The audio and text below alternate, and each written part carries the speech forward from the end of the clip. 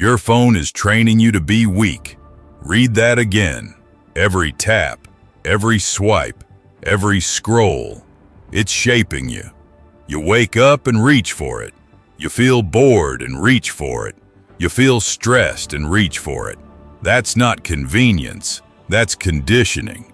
Here's why people fail. They give their attention away all day. So when it's time to work, their mind is empty. No focus, no patience, no grit. Your phone teaches speed. Real life needs effort. Your phone gives easy wins.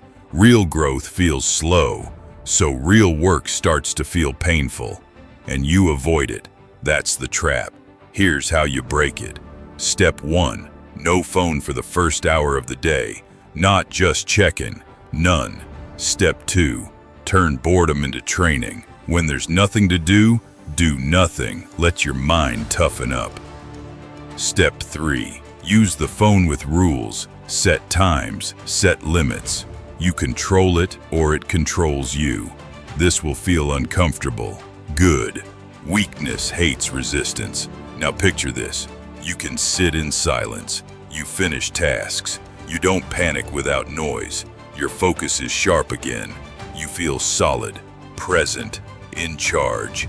That's strength. Most people won't do this. They'll stay hooked, distracted, soft.